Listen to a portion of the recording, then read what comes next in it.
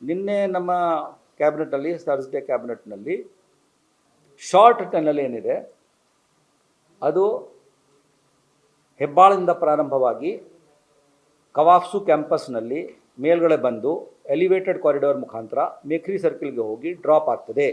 ಈ ಮೇಕ್ರಿ ಸರ್ಕಲಲ್ಲಿ ಒಂದು ವೃತ್ತಾಕಾರ ನಾವು ಒಂದು ಎಲಿವೇಟೆಡ್ ಕಾರಿಡಾರ್ ಮಾಡ್ತೀವಿ ರೌಂಡ್ ಅಬೌಟ್ ಮೇಲೆ. ಅದರಲ್ಲಿ ಏನಾಗ್ತದೆ, ಮುಂದೆ ನಾವು ಏನು ಎಲಿವೇಟೆಡ್ ಕಾರಿಡಾರ್ದು ಪರಿಕಲ್ಪನೆ ಮಾಡಿದ್ದೇವೆ, 13 ಎಲಿವೇಟೆಡ್ ಕಾರಿಡಾರ್ ಕೆಳಗಡೆ ಇದೆ ನೋಡಿ, ಪೇಜ್ ನಂಬರ್ 6ನಲ್ಲಿ 13 ಫ್ಲೈಓವರ್ಸ್ ಆ್ಯಂಡ್ 126 ಕಿಲೋಮೀಟರ್ ಲೆಂತ್. ಆ ಪೋರ್ಷನ್ದು ಹೆಬ್ಬಾಳ ಪೋರ್ಷನ್ ಏನಿತ್ತು ಮೊದಲೇ ತೆಗೆದುಕೊಳ್ತಾ ಇದ್ದೇವೆ. ಮುಂದೆ Jayamahal road to C V Raman ರೋಡ್ಗೆ ಬರ್ತಕ್ಕಂಥ ಏನು ಟ್ರಾಫಿಕ್ಗೆ ಎಲಿವೇಟೆಡ್ ಕಾರಿಡಾರ್ ಬರುತ್ತೆ, ಅದು ಇದಕ್ಕೆ ಸೇರ್ತದೆ.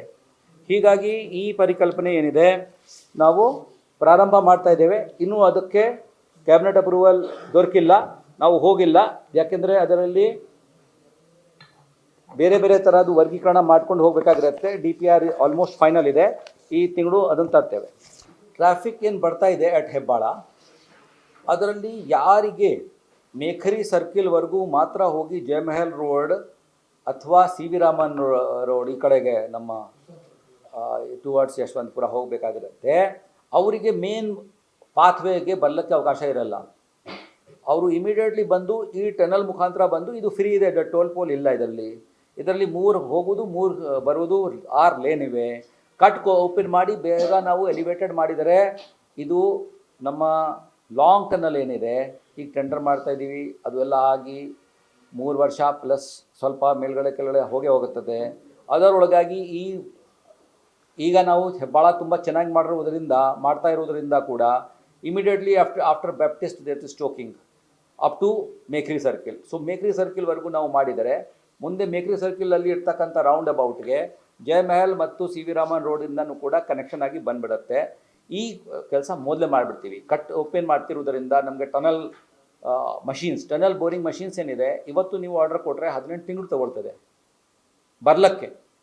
ಆಮೇಲೆ ಅದನ್ನು 5 ಮೀಟರ್ ಒಳ್ಳೆಯದು ದಿನ ಆದರೆ 5 ಮೀಟರ್, ಅದರ್ವೈಸ್ ಇವ್ರಿಗೆ ಗೊತ್ತಿದೆ 1.5 ಮೀಟರ್ನೇ 2 ಮೀಟರ್ನೇ ಆ ಥರನೇ ಹೋಗ್ತಿದೆ.